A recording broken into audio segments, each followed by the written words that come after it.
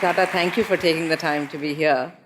One of the questions I wanted to ask you is that, as we look at the youth, as we look at shaping India, there's a certain integrity, there's a certain ethos that we want to develop over time. And one of the things the Tata House is known for is its integrity and ethos. In what way has it been integrated? You've been there since you were young. In what way was it integrated into you? In what way do you take it to the next generation? Well, I think the integrity was embedded in the organization over 100 years ago. Maybe at a time when, without integrity, a company would be considered to be unacceptable. Today, that's a little different. And when I returned from the US, which is partly an accident, I had the role model of Ratan Tata, who lived absolutely by the tenets of integrity that the founding fathers had left behind. And there was no issue of any deviation from it. He didn't himself deviate, nor did he accept anybody else who would deviate. So it was deeply ingrained in the organization throughout.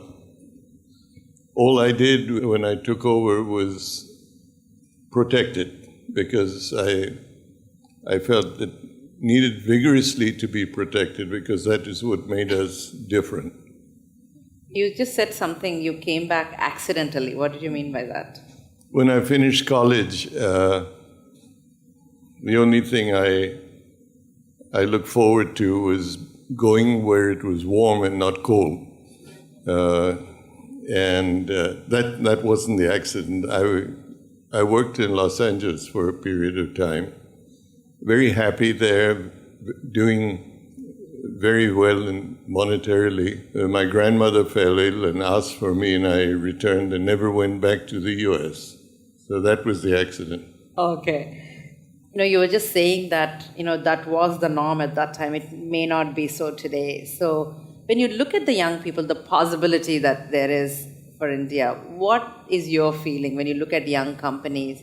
What do you feel they have, and what do you feel they should keep? Maybe I can answer your question by deviating a bit from the answer. Sure. Being at this event today, and events like this, I have a sense of great remorse. Remorse that I'm in my 70s and not in my 40s. Because at this point in time, and the young people are coming into their own and having an opportunity to express themselves, to innovate, to establish enterprises. And that's terrific. And that's what I would have loved to participate in. And I'm sorry that our ages are different. Well, thank God you're mentally only 30, so you've got a long ways to go. The problem is, to be frank, that if you don't try to regulate yourself and say that your time is up, who is to tell you that your memory's fading, or that you're getting a little senile, or that you're getting hard of hearing, or that you don't see very well? So the best thing is to move aside and leave way for the young people who are going to be the future of this country to have their head. And I think that's why an event like this and what you're doing to encourage the young people is music to my ears. X Prize has struck me as being a tremendously strong motivator of innovation. In every way, X Prize is a tremendous motivator of today's times. And I hope the momentum that Peter's been able to create will continue and accelerate over the years, not only in the US, but now in India as we brought it here. So, Xenia, to continue on that, we brought X Prize to India, you're leading the efforts here. What would you like to see happen? What would you like to have this prize do in the Indian community? I'm hoping that over the next few years, we're able to launch a few prizes in different sectors, addressing what now seems impossible in water, in energy, in how we view and deal with waste, possibly in corruption, women's issues. So hopefully, I'd like to see those few prizes come to fruition pretty quickly. But the prize is one part of the equation. The thing that really makes the prize work are the innovators, the teams that apply to compete for the prize. And I'm really hoping to see innovators from all parts of this country, both geographically and from all stratas of society, economic stratas especially. I would consider, in understanding what your success statement is also important to examine what you don't want, right? So I would hate to see an X Prize where the teams were only from the IITs, were only from the R&D departments of big organizations, big companies. That would actually be kind of a failure. But it would be wonderful to see young innovators, old innovators, innovators that come from the rising billion, innovators that come from rural areas. And then, of course, the challenge for us at X Prize is how do we level the playing field so that those innovators can truly participate? Because it's good enough to say, you have to apply and then you get in, but it's a lot more than that. So how do we at X Prize, especially in India, how do we level the playing field so that innovators from a rural part of India, from rural Kenya, who are competing for a prize in India, can truly play on the same level as a team from IIT? So that's what I'd really like to see. The other thing is, about a prize is usually, we know about the purse, what you get. But one of the things that X Prize does in a great way is defining the problem itself. So you want to tell us a little bit about how you go about doing that? Sure. At X Prize, we call ourselves solution agnostic. We don't care. We don't care at all whether, it's an app, it's a device, it sits on your head, it's hardwired into your brain, it's a nano chip that's inserted in your wrist, or it's something that you drag around the streets of Bombay, right? So we really don't care what the solution looks like. We are more interested in defining the problem in a way that is broad enough to attract crazy ideas and crazy solutions. So, we are going to see a couple of people later. So maybe you can tell us how you define the problem for the Lunar X, Google Lunar X Prize. How did you define it? Sure. Well, the process is very long, right, that, to come to this, and there are lots of experts involved, and everything is scientifically backed. But yes, it distills down to 4 simple things for the Google Lunar X Prize. You have to take off from Earth, you have to land on the moon, and then you have to move 500 meters. Again, we don't care if you hop, skip, scoot, jump, rove, whatever you want to do. And then you have to send back high-resolution digital imagery, send us a message from the moon to prove you're there. So those 4 simple guidelines, all of our X Prizes are distilled down to those 3, 4, 5 simple, seemingly simple things that the winning team has to do. Lakshmi, if you think about it, we're like a race. So you have to have a very well-defined finish line. Because if you don't know you've won the race, then that's no good for anybody. Correct. So we really define that finish line in terms where nobody can dispute when you have finished. Maybe you can tell for the tricorder also what's the... Yeah, the tricorder, a handheld device or a device that fits in the palm of your hand that non-invasively can diagnose up to 15 health conditions.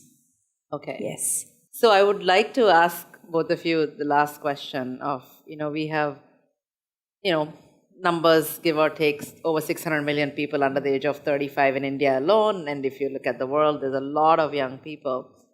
What do you think we need to do, we could do to create a sense of responsibility and integrity into this?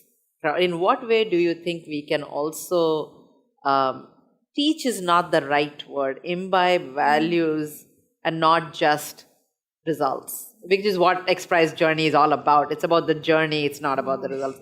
In what way can we imbibe that in the way they are going to evolve as very, very successful people?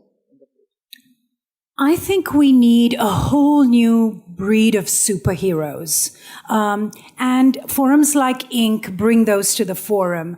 I think we need heroes that have everyday backgrounds that are truly achieving amazing things, both small and large, in all kinds of different areas. And we need their stories to be brought to the forefront so that the younger generation, and not just the younger generation, you know, my generation, the older generation, we all have new heroes every day, new role models every day, people to learn from that aren't just all about how rich they made it or how famous they made it because of a particular talent. It's much, much more than that. And for a country of 2.5 billion people, we really need a whole new brand of superheroes, a whole new breed of them. Tata, what would you say? What would you like to? You know, I feel India, our country, has one tremendous attribute in the 1 billion plus people, and that is that we have often been called a country of shopkeepers, or a country of individuals who seek to have their individual visibility. It may be a pawn shop, it may be a larger shop, it may be some activity, but we are entrepreneurs, DNA-wise.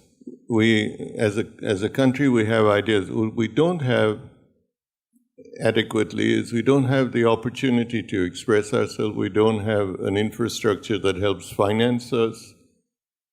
We don't have an environment necessarily that motivates us or supports us. Us meaning the entrepreneur, the young entrepreneur. The worst thing that happens to us, I think, is that a young entrepreneur has an idea. It's an idea, it may be a way out idea, and the older person says, how successful has this been elsewhere? How many people have succeeded or utilized it? This is the kiss of death. No new idea is ever going to happen, but we have that potential.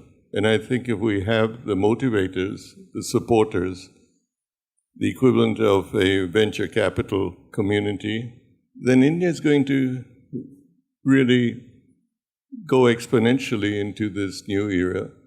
And just like the United States has done over the last several decades, who would have thought that we have some of the companies that exist today and are considered highly valuable would be there? Who would have thought of Microsoft or Apple or SpaceX or any of these new names? They didn't exist some time ago. No one would have thought that Elon Musk could himself create a company that would compete with NASA. It would have been unheard of. So I think we have the potential. We have the heroes, but they're embedded in a more traditional structure. We need to unleash them. And I think, in wrap-up, I'd like to say that as we unleash them, as we get the younger people, I think they need mentors or elders, parents that can guide them the right way too. So to have all of you with your experience guide a lot of the young people. So I just want to say today I've successfully completed checking off Ratan Tata on my list. So thank you very much. And I hope this is just the beginning. And thank you so much for being here.